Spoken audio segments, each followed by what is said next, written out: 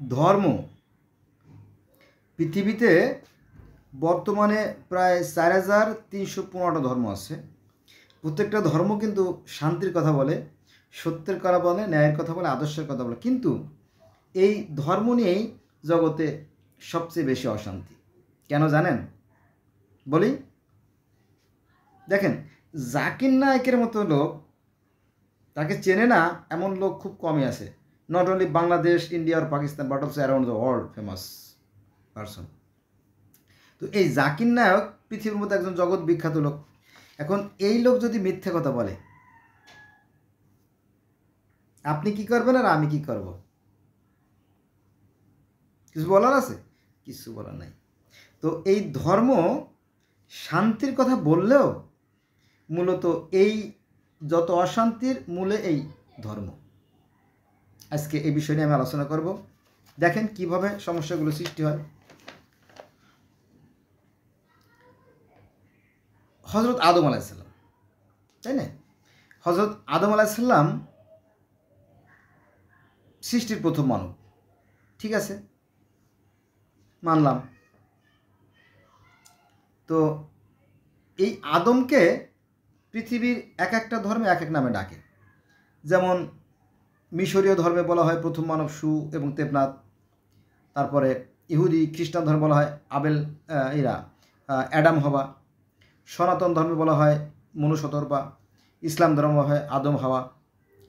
তো যাই হোক, সে যে নাম ডাক হোক, তাতে আমাদের কোনো দুঃখ নাই। তো প্রথম একজোড়া মানুষ দিয়ে সৃষ্টির সূচনা হয়েছিল, বেশ ভালো কথা। এরপরে সেই প্রথম মানবীর আবার 5টা সন্তান ছিল, যেমন হাবিল, কাবিল, শীষ, গাছ, বিবে, 5টা সন্তান ছিল। এই একই কথা সনাতন ধর্মে আছে যে প্রথম মানবের 5টা সন্তান ছিল। প্রিয়ব্রত, জ্ঞানপদ, আকুতি, প্রসূতি, দেবতী, 5টা সন্তান ছিল। এটা সনাতন ধর্মে। ইসলাম ধর্মে বললাম। আর ইহুদি খ্রিস্টান ধর্মে 5জন ছিল। আর মিশরীয় ধর্ম 5জন ছিল, ওসাইরিস, আইসিস, শেট, নেপচি, আনুবিস, 5জন। এমনকি গ্রিক ধর্মে 5জন। তাহলে কি কোনো দ্বন্দ্ব থাকলো? না। প্রথম মানবী 2জন একজোড়া মানুষ থেকে শুরু হয়েছিল, ঠিক আছে। তারপরে তার যে 5জন সন্তান ছিল, তাও ঠিক আছে, কোনো সমস্যা নাই। এখন আসে নুহুর বন্যা। আদমের পরে নুহু, পৃথিবীতে নুহু প্লাবন হয়েছিল। আপনি যদি সনাতন বা হিন্দু ধর্ম দেখেন, তাহলে সেখানেও দেখবেন যে আপনার ঈশ্বরের যে অবতার রহস্য, 10জন অবতার। কয়জন অবতার? 10জন অবতার। এই 10জন অবতারের প্রথম যে মৎস্য অবতার বা বৈবৎস মনু বা মনু যাই বলেন, সেই সময় একটা বন্যা হয়েছিল। এই বন্যার কাহিনী নাই এমন ধর্ম পৃথিবীতে পাবেন না। চীনের ধর্মে সেখানেও জিনুহু, তার সময় একটা বন্যা হয়েছিল। তারপরে পার্সি ধর্মে যাবেন, বন্যা হয়েছিল। অ্যাজটেক ধর্মে যাবেন, মায়ান ধর্মে যাবেন, ইনকা ধর্মে যাবেন, কেটিক ধর্মে যাবেন, শামানিজম ধর্মে যাবেন। এরকম দেখবেন যে পৃথিবীর অসংখ্য ধর্মে, সুমেরিয়ান ধর্মে, ব্যাবিলনীয় ধর্মে, মিশরীয় ধর্মে, এসব তারা দেখবেন যে সেই বন্যা হয়েছিল। এরকমটি কম করে হলেও 300 ধর্মে এই মহাপ্লাবনের কাহিনী আছে। তাওরাতে আছে, জব্বুরে আছে, ইনজিলে আছে, বাইবেলে আছে, বেদে আছে, কোরআনে আছে, সব জায়গায় বন্যার কাহিনী আছে, তাই না? তার মানে কি? পৃথিবীতে একটা মহাপ্লাবন হয়েছিল, এরকম একটা কাহিনী আছে। আচ্ছা, ঠিক আছে, সে যেভাবে বর্ণনা করে একটা বন্যা হয়েছিল, তাই না? তাহলে একজোড়া মানুষ থেকে সৃষ্টি, এটাও ঠিক আছে। তারপরে প্রথম মানবের 5জন সন্তান ছিল, তাও ঠিক আছে। এবং পৃথিবীতে একটা মহাপ্লাবন হয়েছিল, গ্রেট ফ্লাড, তাই না? মহাটা প্লাবন হয়েছিল, সেই কাহিনীও ঠিক আছে, সবই ঠিক আছে। তাহলে সমস্যা কোথায়? সমস্যা তো দেখিনি আমি, তাই না? আচ্ছা, এবার আসেন, এই যে নুহু নবী, এই নুহু নবীর ছিল 4 পুত্র। কয় পুত্র ছিল? 4 পুত্র ছিল। একটা হচ্ছে শাম, একটা হচ্ছে হাম, একটা হচ্ছে ইয়াফিস, একটা হচ্ছে ইয়াম। 4 পুত্র। এখন এই শাম থেকে সেমেটিক, অর্থাৎ আরবি ইহুদি। হাম থেকে হেমেটিক, মিশরীয় যে লোকজন আছে, মিশরীয়, হোক সে মূর্তি পূজক আর হোক সে নামাজ পড়নেওয়ালা, সে যেই হোক, হেমেটিক, শাম থেকে সেমেটিক, হাম থেকে হেমেটিক, আর ইয়াফিস থেকে ইন্দো ইউরোপীয়। ইন্দো ইউরোপীয় মানে কি? ইটালিয়ান, তারপরে আপনার সামানিজম, কেল্টিক, পার্সি, হ্যাঁ, এই সমস্ত ধর্মের উৎপত্তি আর কি। তারপরে সনাতন, এটা হচ্ছে ইন্দো ইউরোপীয়, ইরান, ভারত, এই সমস্ত অঞ্চলের আর কি। তাহলে আমরা বললাম সাপ থেকে সেমেটিক আরবি, হাম থেকে হেমেটিক মিশরীয়, আর ইয়াফিস থেকে ইন্দো ইউরোপীয়, তাই না? গোটা পৃথিবী আমরা কভার করে ফেলাইছি। এরপরে আর একটা ছেলে ছিল ইয়াম, সে ছিল পিতার অবাধ্য। তারপরও বাবা বলে কথা তো বলছিল, নবী নূহ আলাইহিস বলছিল, বাবা রে তুই এখনও তওবা করে ফিরে আয়, এখনও তওবা করে ফিরে আয়, জাহাজে ওঠ, ভালো হয়ে যা। কয় না, আমি জাহাজের পাহাড়ের চূড়ায় যেয়ে আশ্রয় নেব, তোমার নৌকায় আমি উঠবো না। মানে বাপ ছেলেতে সংঘাত। তাহলে এই খারাপ ছেলেটা ধ্বংস হয়ে গেল, তাই না? তাহলে এই যে ইয়াম, অর্থাৎ নূহ নবীর যে ছেলে ইয়াম তো খারাপ ছিল, তাই না? খারাপ ছিল, ধ্বংস হয়ে গেল, বাস। তখন তো আর পৃথিবীতে খারাপ থাকার কথা না, থাকার কথা না, পৃথিবীতে আর থাকার কথা না, কারণ একই পিতার 3 ছেলে থাকলো, শাম, হাম, ইয়াফিস, 3 ছেলের থাকলো, এরা সবাই ভালো, ক্লিয়ার? কিন্তু কই ভালো তো আমরা দেখি না, এত অশান্তি কিসের? আচ্ছা, এবার আসেন অশান্তি কেন? সবচেয়ে ভালো যে ছেলেটা আরবের তো পবিত্র জায়গায় পবিত্র ছেলে, তাই না? কত ভালো ছেলে, দেখেন সমস্ত অশান্তির মূল আবার এখানে আরবেই। কি জ্বালা, তাই না? জ্বালার উপর বিষ ফোড়া। দেখেন তো সেমেটিক আরবি, তো এই আরবির এখানে জন্ম নিল আবার কিনা? ইব্রাহিম।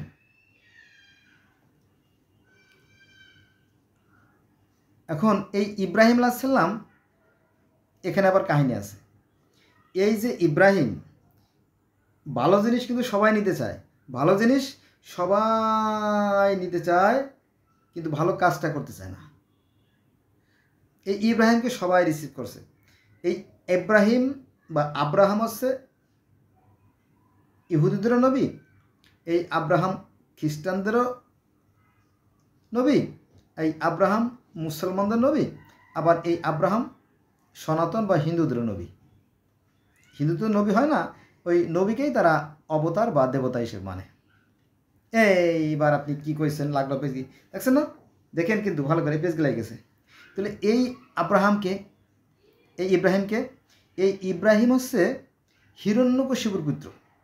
হিরণ্যকশিপু ছিল একজন অত্যাচারী, একজন রাক্ষস, একজন ভয়ঙ্কর দানব আকৃতির মানুষ ছিল। সে নিজেকে ভগবান দাবি করতো, ঈশ্বর দাবি করতো, ঠিক আছে? সে মূর্তি পূজা করতো। ওই যে কেউ বলে তারেক, কেউ বলে আজর, কেউ বলে হিরণ্যকশিপু, যে নামে ডাকুক সমস্যা নাই। তিনি ছিলেন গোটা পৃথিবীর একজন বিশাল রকমের বাদশা। তো এই আব্রাহামের কথা বলি, সনাতন ধর্মের কথা বলি, কয় মিনিট আছে? আচ্ছা, সময় আছে। তো এই যে আব্রাহাম, এই আব্রাহাম হচ্ছে সনাতন বা হিন্দুদের প্রহ্লাদ মহাজন। তো অনেক কাহিনী আছে। এই প্রহ্লাদ মহাজনের মাকে মানে ধরে নিয়ে যায়, তারপরে তার পেটে যে বাচ্চা ছিল প্রহ্লাদ, সে আবার একজন ঈশ্বর আছেন নিরাকার, সেই কথা সে জেনে ফেলে গোপনে। পরে সে নিরাকার এক আল্লাহর কথা প্রচার করতে থাকে আর কি। যাও, এখানে ঘটনাটা এরকম যে এই যে কৃষ্ণ আর রামকে কে না চেনে, তাই না? সারা ভারতের মানুষ চেনে, সারা পৃথিবীর মানুষ চেনে যে রাম আর শ্রীকৃষ্ণ, তো এরা হচ্ছে ঈশ্বরের অবতার, তাই না? তো এই শ্রীকৃষ্ণ অর্জুনকে নিয়ে সেই ভগবান মতো ঈশ্বর আল্লাহ সৃষ্টিকর্তার ওখানে তিনি বেড়াতে গেছিলেন, মেরাজে গেছিলেন। নবী মোহাম্মদ যেমন মেরাজে গেছেন, তারপরে ইদ্রিস মেরাজে গেছেন, তারপরে মুসার সাথে আল্লাহ দেখা হয়েছে, ঈসার সাথে দেখা হয়েছে। ঠিক এরকমই আপনার পার্সি ধর্মের যে প্রতিষ্ঠাতা জরস্টার, তার সাথেও আল্লাহ দেখা হয়েছে। এত মানুষের দেখা হয়েছে, তাই না? তো শ্রীকৃষ্ণের সাথেও সৃষ্টিকর্তার দেখা হয়েছে। তিনিও ঊর্ধ্বগমনে গেছিলেন, অর্থাৎ মেরাজে গেছিলেন। ঊর্ধ্বগমন মিরাজ, আর পার্সি ধর্ম বলা বিরাজ, একই কথা। তো এই শ্রীকৃষ্ণ গেছিল এবং কিছু পুরোহিত ধর্মগুরু মাঝে মাঝে স্বর্গে যেতেন ঈশ্বরের সাথে দেখা সাক্ষাৎ করার জন্য। মানে এই পৃথিবীটা কীভাবে পরিচালনা করতে হবে, কোথাও কোনো সমস্যা আছে কি না, সমস্যা হলে সেই সমস্যার সমাধান কি, এই সমস্ত বিষয়ে আলাপ আলোচনা করার জন্য প্রায়ই স্বর্গে যাওয়া আসা করতেন। আর ঈশ্বর যান পাঠাই দিতেন, ঈশ্বর যান পাঠাই দিতেন, সেই যানে করে মানুষে স্বর্গে যেত। এরকম একটা নিয়ম ছিল, যেটা পরবর্তীতে ঘুরিয়ে ঘুরিয়ে বিভিন্ন ধর্মে ছড়াই গেছে। তো একবার ওই যে স্বর্গের যে দুই দ্বাররক্ষক ছিল, দুইটা বেয়াদব করছিল। তো তারা এই পুরোহিত, অর্থাৎ সনাতন ধর্মে যে পুরোহিত ছিল, ধর্মগুরু ছিল, তাদের সাথে বেয়াদবি করে। বেয়াদবি করার পরে ওদেরকে অনেক সময় দাঁড়া করায় রাখে, কষ্ট দেয়। তো তারপরে যখন ওরা স্বর্গের ভিতরে রুমের ভিতরে ঢুকলো, যখন ঈশ্বরের সাথে দেখা সাক্ষাৎ করলো, কথা বললো, যে কী খবর মানুষেরা, কেমন আছো, পৃথিবী কেমন চলতেছে? বলো ভগবান ভালোই চলতেছে, হ্যাঁ, তবে পৃথিবীতে একটা মরণ বেদি আসছে, ডায়রিয়া, কলেরা। তাই নাকি? তোমরা কি পানি ফুটেও খায় না? বলছে না, পানি তো আমরা ফুটেই খাই না, আপনি যে পানি দিয়েছেন সেই পানি খাই না। না না, ওই পানিতে অনেক জীবাণু আছে, হয়তো এই জন্য সমস্যা। আমি তো দিছি, কিন্তু ওই আমার দেয়া পানির সাথে হয়তো পৃথিবীর ময়লা আবর্জনার সাথে মিশে গেছে হয়তো, বা জীবাণু ডিম পারছে, এরকম কি তোমরা ওই পানিটা ফুটাই খাবা? তো আচ্ছা ঠিক আছে। তো এরকম হয়তো হয়তো এরকম কথা বলছে, এরমই হয়েছে তা না। তো এরকম অনেক পরামর্শ ঈশ্বর দিতেন। তো বলে সবই ভালো আছে, ভালোভাবে আইছি, কোনো সমস্যা নাই, কিন্তু আজকে আপনার এই দ্বার রক্ষককে বেয়াদবি করছে। কী বললা? আমার এখানে তোমরা অসম্মানী হয়েছো? কয় যে জি জি, একটু অসম্মানী হয়েছি। কে? এই দ্বার রক্ষকেরা আমাদেরকে অনেক সময় দাঁড়া করে রাখছে এবং তুচ্ছ তাচ্ছিল্য কথা বলছে। না না না, ভারী অন্যায়। পৃথিবীটা তো অনেক কঠিন এবং খুব বিপদসংকুল জায়গা। আমি তো জানি অনেক বন্ধুর, অনেক দুর্গম জায়গা। তোমরা সেখান থেকে এত কষ্ট করে আসছো, তোমার সাথে বেয়াদবি করছে, এই ডাকো তো। না থাক থাক, না না আমার কাছে থাক না, আমি কারো অন্যায় সহ্য করতে পারি না। পরে ডাকছে, জয় বিজয়, তোমাদেরকে মনুষ্যকুলে জন্ম নিতে হবে, যথা আজ্ঞা। যা বলেন। কেন তোমরা বেয়াদবি করছো? পৃথিবীটা কত বিপদসংকুল জানো? এটা জানার জন্য তোমাদের শিক্ষা থাকা দরকার। ঠিক আছে, একবার একটা গল্প বলি, যেহেতু আমি মুসলমানের সন্তান। হযরত ইব্রাহিম আলাইহিস সালামের কাছে হযরত মুসা আলাইহিস সালামের কাছে একদল সাহাবা জিজ্ঞেস করছে যে পৃথিবীর সবচেয়ে জ্ঞানী ব্যক্তিকে? তখন মুসা আলাইহিস সালাম আর কোনো কথা না, ডাইরেক্ট, যে কেন জানো না? আমি তো পৃথিবীর সবচেয়ে বেশি শিক্ষিত জ্ঞানী, আমার সে জ্ঞানী তো আর কেউ নাই। আমার যে চাবি, আমার 2 উট লাগে আমার এই কিতাব বহন করতে। ও সর্বনাশ, তাই তো। তো যেহেতু তিনি, আমি জানি না, আল্লাহ ভালো জানে, তবে আমার জানা মতে আমি এইভাবে, কিন্তু আল্লাহর নাম নাই বলে পরে এই পানিশমেন্ট হিসেবে এই মুসা আলাইহিস সালামকে শিক্ষার জন্য পাঠানো হয়েছিল সেই খাজা খিজরির কাছে, যে নদীর গভীরে যিনি বসবাস করেন। এখনও তিনি বাইসে আছেন, সাগরের গভীরে তিনি বাইসে আছেন, এরকমটি আমরা শুনতে পারি কি। তো সেখানে শিক্ষার জন্য পাঠালো। তারপরে এটা বিশাল কাহিনী, এটা বলতে গেলে আজকের ভিডিও করা হবে না। তো ঠিক ওরকম ঘটনা ওরকম ঘটছে। মানে মুসা আলাইহিস সালাম জিজ্ঞেস করছে যে পৃথিবীর সবচেয়ে জ্ঞানী ব্যক্তি কে? আমি। তো মুসা বলতে পারতো যে এটা আল্লাহই ভালো জানে কে সবচেয়ে বেশি জ্ঞানী, তবে আমার যে পরিমাণ জ্ঞান, তাতে আমার 200টা উট লাগে বহন করতে, দেখো না কত চাবি আমার, এরকম বলতে পারতো। কিন্তু সে বলছে না, আমি। এই অহংকার করলো, আর তাকে শিক্ষার জন্য পাঠানো হলো পানিশমেন্ট হিসেবে। তো ঠিক ওরকম এই স্বর্গের যে দ্বার রক্ষক ছিল জয় বিজয়, তাদেরকে মনুষ্যকুলে পাঠানো হলো। ঠিক আছে, আচ্ছা। তো মনুষ্যকুলে পাঠানো হলো, কিন্তু তারা তো সাধারণ মানুষের মতো না। তারা যদিও মানুষ হিসেবে জন্ম নিয়েছে, কিন্তু তাদের মধ্যে আছে আলাদা স্পিরিট। তারা কিন্তু ওই যে ব্রহ্মা বিষ্ণু, ব্রহ্মা মানে সৃষ্টিকর্তা, বিষ্ণু মানে পালনকর্তা, শিব মানে সংহারকর্তা, যারা আছে বড় বড় অফিসার যারা আছে প্রধানমন্ত্রীর পাশে, সবাইকে সে চিনত। তো তাদের কাছ থেকে বর আনছে। কেমন বর আনছে? বলছে যে আমার শরীরে জানি কেউ আঘাত না করতে পারে, দিলাম। আমি যেন অমরত্ব লাভ করি, দিলাম। এইভাবে বর নিয়ে এসছে। তখন হিরণ্যকশিপু 2 ভাই তো আমাদের ঠেকায় কেরা, তারা পৃথিবীময় একেবারে তছনছ করে ফেলাইছে, কেউ তাদেরকে সাহায্য করতে পারে না। তার মধ্যে এক ভাই একটা যুদ্ধে মারা যায়। তো তারপরে যে ভাই বাইসে থাকে সে আবার ভগবানের প্রতি আরও রেগে যায়, হ্যাঁ আমার ভাইকে হত্যা করে ফেললো, আমি ভগবানকে দেখে নেব, এরকমটি। তো এর ভিতরে এই হিরণ্যকশিপুকে সাহায্য করার জন্য তার স্ত্রী কয়াদু ছিল, খুব সতী সাধবী, তারই গর্ভে জন্ম নিল এই প্রহ্লাদ মহাজন। বোঝা গেছে? তো এই প্রহ্লাদ মহাজন দিবারাত্র আল্লাহ আল্লাহ বলতো। কী কথা বলেন আপনি? আপনি তো খুব খারাপ লোক, আল্লাহ আল্লাহ বলে নাকি? আবার হিন্দুরাকে আল্লাহ বলবে কেন? হ্যাঁ, আল্লাহ বলতো। হরি মানে আল্লাহ। হরি শব্দের অর্থ নিরাকার অদৃশ্য সৃষ্টিকর্তা। সেই কথা কে বলতো? এই প্রহ্লাদ মহাজন দিবারাত্রে বলতো। এই তখন তার পিতা হিরণ্যকশিপু সে রেগে গেল, কি দিনরাত আমার বিরুদ্ধচারণ, ওই ছেলেকে আমি সাহায্য করবো। তখন তাকে জলে ডুবায় মরে না, পাহাড় থেকে ফেলে দেয় মরে না, সাপ দিয়ে ধ্বংসন করে মরে না, অস্ত্র দিয়ে কাটতে দেয় মরে না, তারপরে বুকে পাথর বেঁধে পানিতে ফেলায় মরে না, শত চেষ্টা করে মরে না, তারপরে ওই যে আগুনে ফেলানো হয় না, আগুনে পোড়ানো হয়, আগুনেও সে পড়ে না। এই প্রহ্লাদ মহাজন আগুনেও পড়ে না, আগুনে পড়ে না। তো এই আগুনে পড়ে না তার এই অতি আশ্চর্য যে কাহিনী, এটাকে স্মরণীয় এবং বরণীয় করে রাখার জন্য, এই প্রহ্লাদ মহাজনকে স্মরণীয় বরণীয় করে রাখার জন্য সনাতন ধর্মের ভাইয়েরা চড়ক পূজা করে। কারণ কি জানেন? ওই যে আগুনের প্রচণ্ড লেলিহাম শিখা, ওর মধ্যে যাওয়া যাচ্ছিল না, এতই আগুনের দাহ। হয়তো সৃষ্টিকর্তার ইচ্ছে আছে আগুন মানে ঝলক মেরে চলে আসে, ওরে বাবা, আগুনকে যাওয়া যায় না। তখন চড়ক পূজা, এই যে চড়ক গাছ দিয়ে এভাবে একটা গাছ দিয়ে আর একটা গাছ এভাবে দিয়ে এভাবে ঘুরিয়ে আগুনের মধ্যে ফেলানো হয়, কিন্তু সে আগুনেও পড়ে না। ঠিক আছে, আমার মনে হয় এই কাহিনীটা পরবর্তীতে সময়ের পরিবর্তনের সাথে সাথে পরে কোরআনে এসে ঢুকে গেছে, অথবা আল্লাহ পাক বলছে যে এই কাহিনীটা ঢুকাই দাও, এরকম হয়েছে আর কি। তো ইব্রাহিমের যে কাহিনী আর এই প্রহ্লাদ মহাজনের যে কাহিনী একই কাহিনী। যাই হোক, তো এই প্রহ্লাদ মহাজন দিনরাত হরি হরি বলতো, নিরাকার আল্লাহর কথা বলতো। আর ইব্রাহিম আলাইহিসসালামও সেই প্রথম পৃথিবীতে প্রথম মুসলমান ইব্রাহিম, তিনি সবসময় নিরাকার সেই সৃষ্টির কথা বলতো। তার মানে এই ইব্রাহিম কয়টা ধর্মে গেল? সবগুলো ধর্মেই ঢুকে গেল ইব্রাহিম। তাওরাত, জব্বুর, ইনজিল, বাইবেল, কুরআন, সনাতন, সব ধর্মের ভিতরে এই নিরাকার আল্লাহর ঢুকে গেল।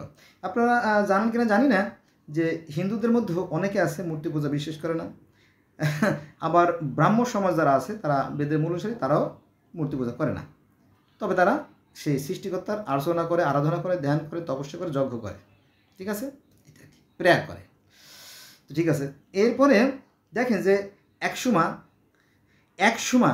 সারা পৃথিবীময় মূর্তি ছিল। গ্রিসের মূর্তি, তাই না, রোমানদের মূর্তি, তারপরে এই যে আরবদের যে মক্কা ঘরের মধ্যে মূর্তি, তারপরে জেরুজালেমে সেখানেও মূর্তি ছিল। এই যে জেরুজালেম, এখানে আজ থেকে 6000 বছর আগে জেবুসাইড নামে একটা জাত্র ছিল। জেবুসাইড, যারা জেরুজালেমে বাস করতো তাদেরকে বলে জেবুসাইড, তারাও মূর্তি পূজা করতো।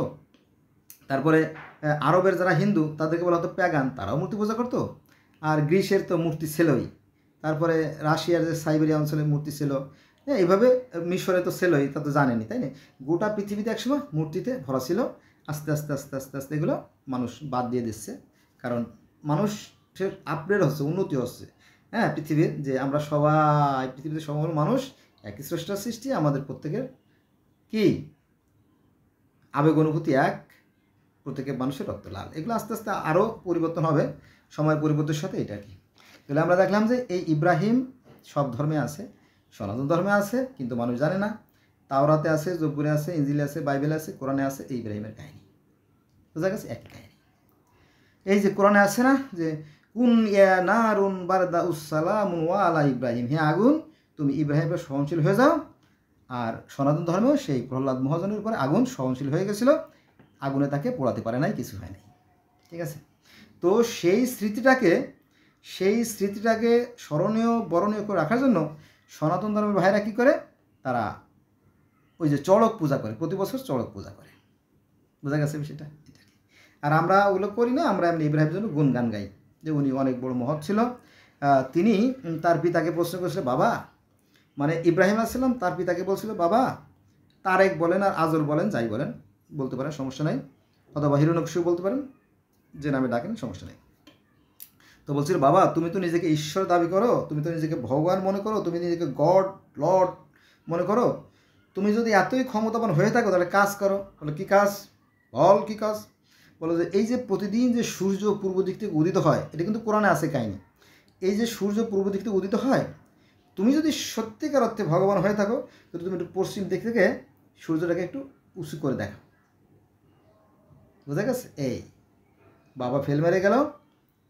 পরবর্তীতে ওই যে নরসিংহ মানে এই যে প্রহ্লাদ মহাজনের এত কেরামতি দেখার পরে তার বাবা তো নাস্তাবাবুদ হয়ে গেল, নরম হয়ে গেল। বললো যে তোর হরি কোথায় থাকে রে?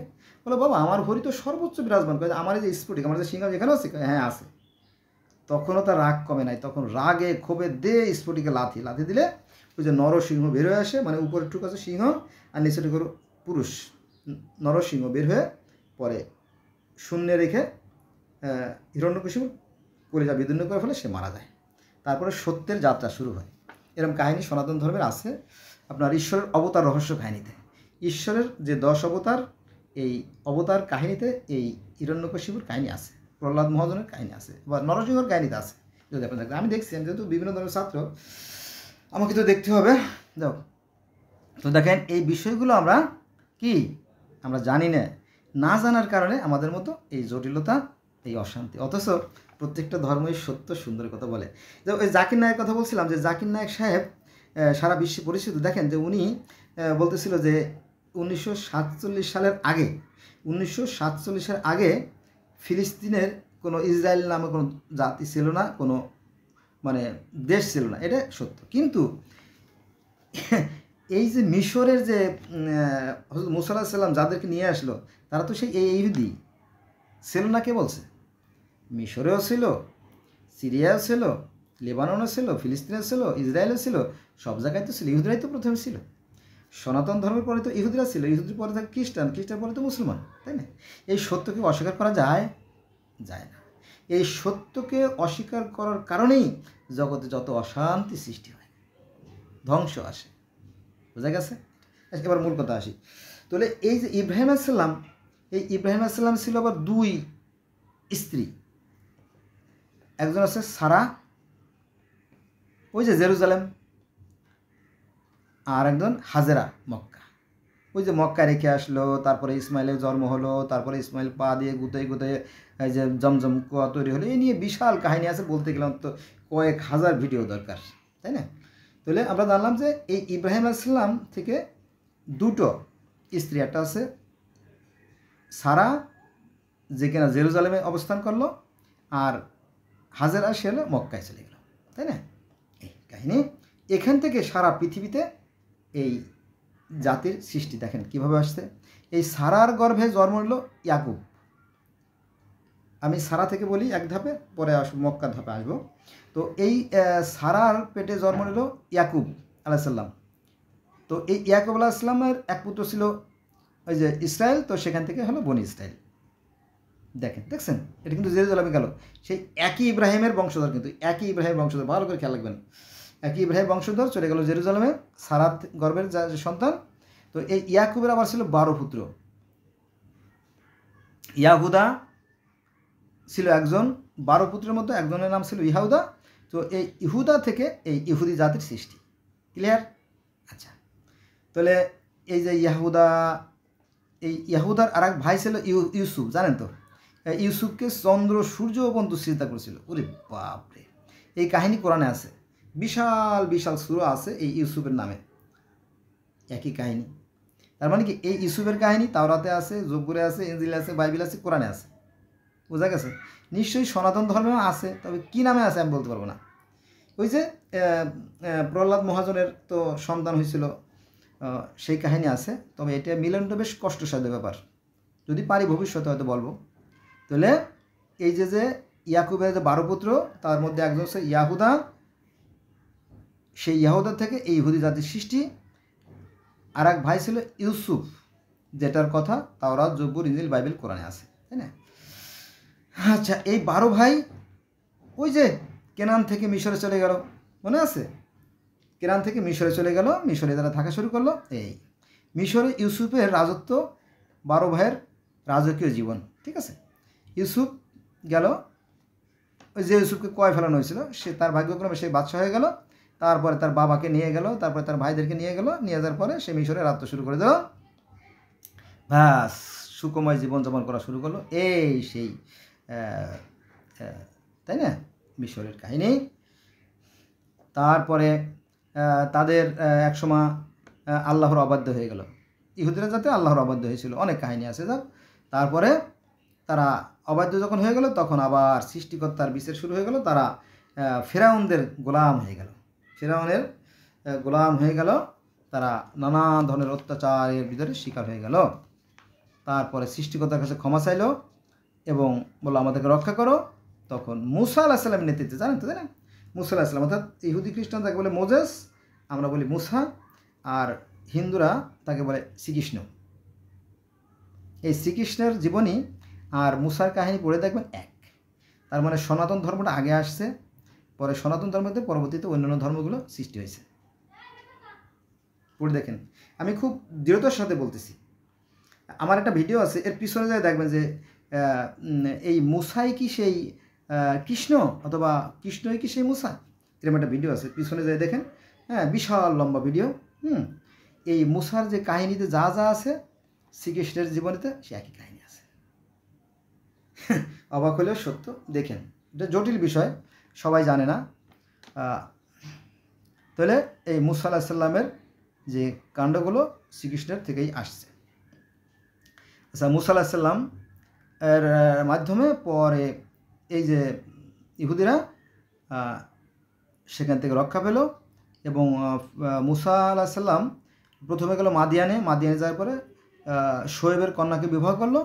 শোয়েবের কন্যাকে বিবাহ করার পরে সেখান থেকে আবার পরে এই কেনানের উদ্দেশ্যে রওনা দিল। জানেন তো, তাই না, বিশাল কাহিনী। এর বলতে গেলে কয়েকশো ভিডিও দরকার।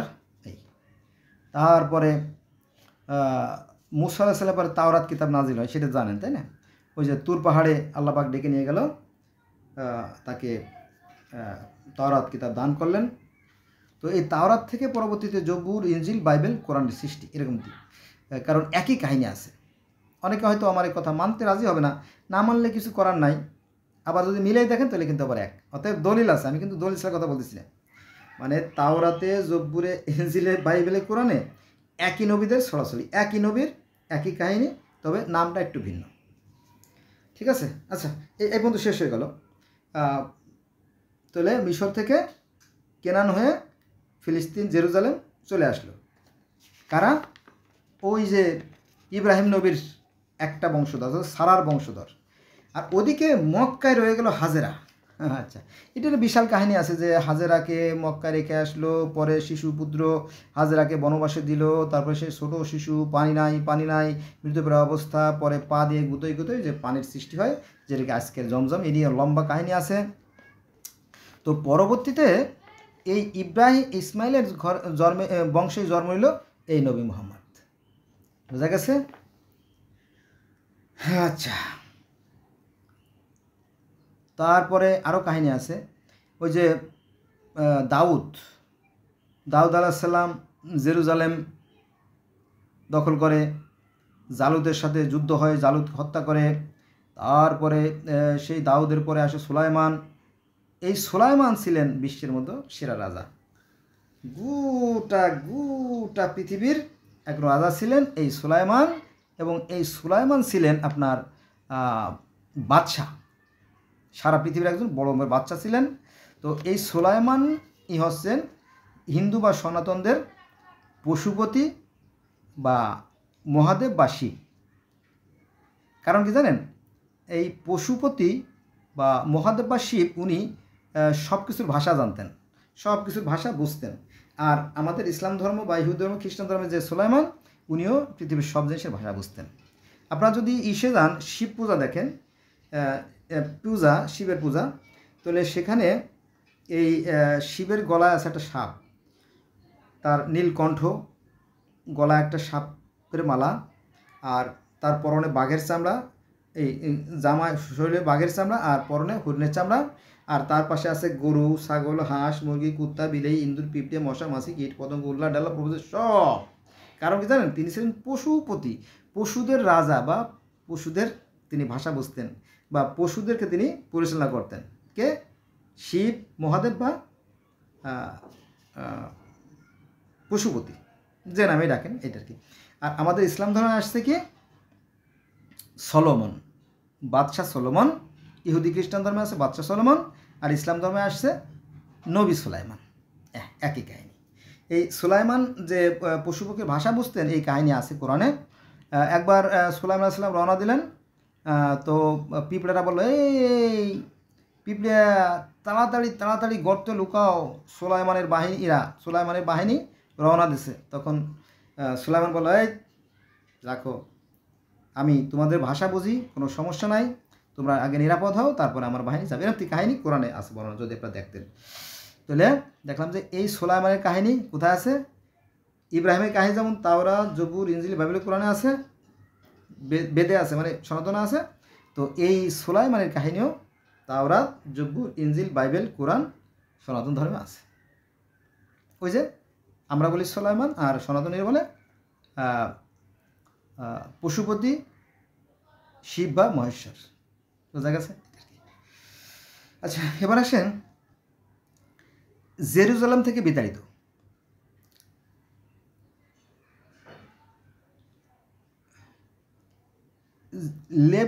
নেবুসাদ নেজার নামে একজন ইরাকের অত্যাচারী রাজা ছিল।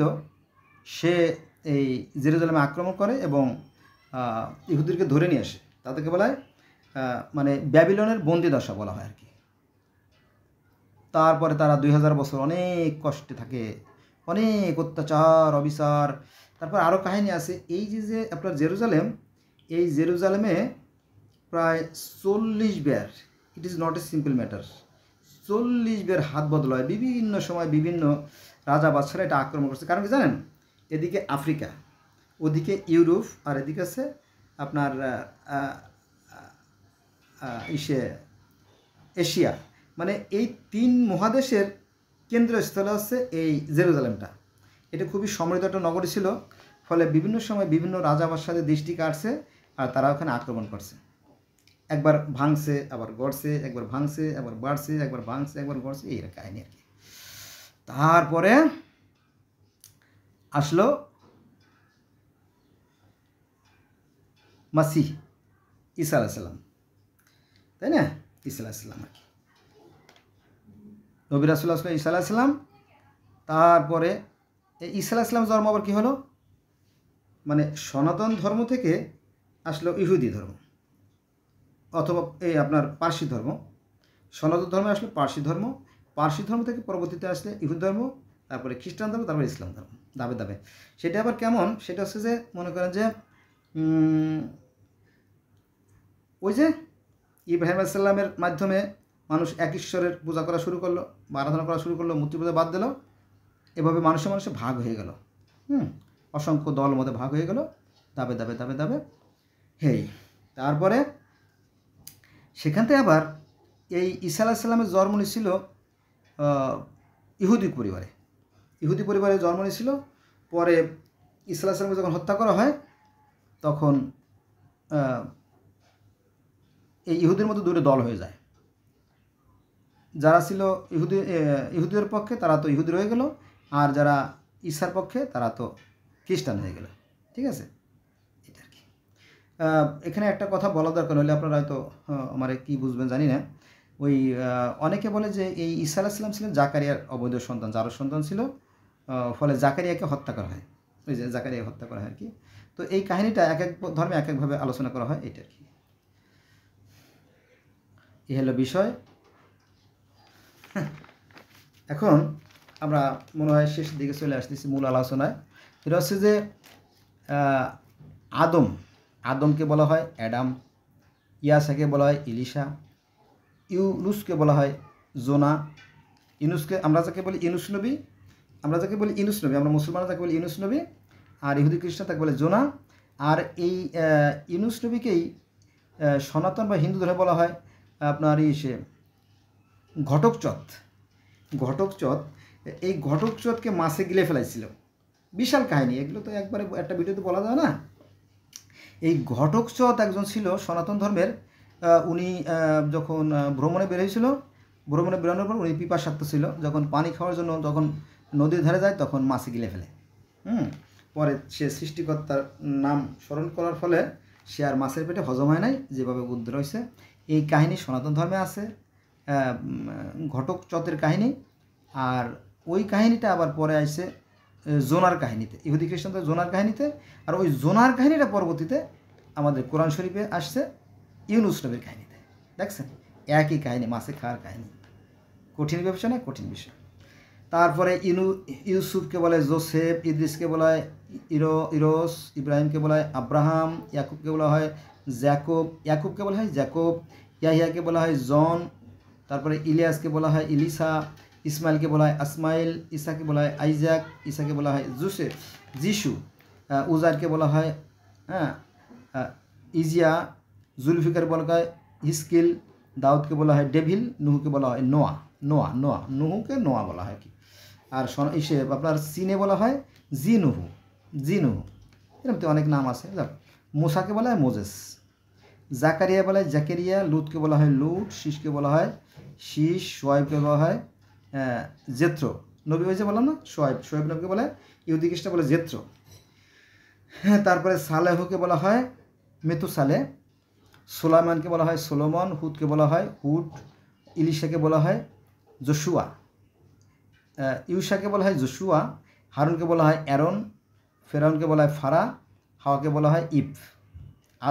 অ্যাডাম ইভ, আদম হাওয়া আমরা বলি, আমরা মুসলমানরা বলি আদম হাওয়া, আর ইহুদি খ্রিস্টান বলে অ্যাডাম আর ইভ। আর সনাতন ধর্ম বলা হয় অনেকগুলো নাম, সনাতন ধর্ম কিন্তু অনেক নাম। এটা আছে জমজমি, বেদে ঋগ্বেদে আছে জমজমি, তারপরে আছে মনুসতর্বা, আবার মনুসংহিতায় আছে অ্যাডাম হাওয়া, অনেক নাম সনাতন। যেহেতু বিশাল ধর্ম, তো আস্তে আস্তে সময়ের পরিবর্তনের সাথে সনাতন ধর্মটা অনেক বড় হয়ে গেছে, পরে আবার টুকরো হয়ে গেছে আর কি। এটা জোড়া দেওয়া বেশ কষ্টের সাথে বাবার। আমি যেহেতু বিভিন্ন ধর্মের ছাত্র, এই জন্য আমি বললাম, সবাই বলতে পারবে না আর কি, জগতে সবাই এভাবে বলতে পারবে না। এবার আসেন, ফেরাউন আছে ফারা, হাওয়াকে বলা হয় ইভ, আর জিব্রাইলকে বলা হয় গ্যাব্রিল। আমরা মুসলমানরা যাকে বলি জিব্রিল, তারা বলে গ্যাব্রিল, ইহুদি খ্রিস্টান আর কি। তারপরে আমরা যাকে বলি মিকাইল, তারা বলে মাইকেল। ইসরাফিলকে বলা কি সেরাফ্রিম। আমরা যাকে বলি না যে ইসরাফিল, তারা বলে সেরাফ্রিম। আর আজরাইলকে বলে আর্ক্যাঞ্জেল, আজরাইল। আর সনাতন ধর্মে আবার এই আজরাইলকে বলা হয় জম, যিনি প্রাণ হরণ করেন। সনাতন ধর্মে যে প্রাণ নাশ করে, যে প্রাণ হরণ করে, তাকে বলা হয় জম। আর ইসলাম ধর্মে বলা হয় আজরাইল। আর ইহুদি খ্রিস্টানদের বলা হয় কি আর্ক্যাঞ্জেল। যাক, আমরা বলি হাবিল কাবিল, আর ইহুদি খ্রিস্টানদের বলে আবেল কয়েন, আর সনাতনরা বলা হয় কি প্রিয়ব্রতার উত্তালপাত। একই কাহিনী, কত যুগ, কত লক্ষ বছর পার হয়ে গেছে কে জানে। তারপরে হারুত মারুত, জানেন না? হ্যাঁ, তো মারুতকে বলা হয় অ্যামেরেটাল। আচ্ছা, তারপরে ওই যে লুসিফার আছে, ইহুদি খ্রিস্টানরা বলে লুসিফার বলে, আমরা বলি আজাজেল বা আজরাইল বা এরকম আর কি। তারপরে গ্যাব্রিল জিব্রাইল, মাইকেল মিকাইল। দেখ, এরকম তো আর কি অনেক কথা। একটা ভিডিওতে তো বলা সম্ভব না। আজকে শুক্রবার, আজকে হচ্ছে কত, আজকে হচ্ছে 12 তারিখ, আজকে হচ্ছে 12/4/2025 সাল শুক্রবার। বন্ধ ছিল, তাই অনেকগুলো ভিডিও করলাম। তারপরে ক্লান্ত, গলা ব্যথা করতেছে প্রচণ্ড। একটা ভিডিওতে আসলে অনেকগুলো বোঝানো সম্ভব না, কারণ এতো বিশাল ইতিহাস, তাই না? কত লক্ষ লক্ষ বছর ইতিহাস, যা ভান্ডে ছিলাম আপনাদেরকে জানালাম। ভুল ত্রুটিগুলো ক্ষমা করবেন। আর এই ধর্ম শান্তির কথা বললেও এই ধর্ম নিয়ে জগতের সবচেয়ে বেশি অশান্তি, কিন্তু মূল যে ধর্মটা তা কিন্তু এক এবং অভিন্ন। একটাই পথ, সত্য সুন্দর কল্যাণে আদর্শের পথই হচ্ছে ধর্মের পথ। আর যারা ধর্ম নিয়ে বাড়াবাড়ি করে, তারা ধর্মের মর্ম জানে না। বোঝা গেছে সেটা আর কি। বন্ধুরা, আজকে এই পর্যন্ত রইল। সবাই ভালো থাকবেন, আমার জন্য দোয়া করবেন। আল্লাহ হাফেজ।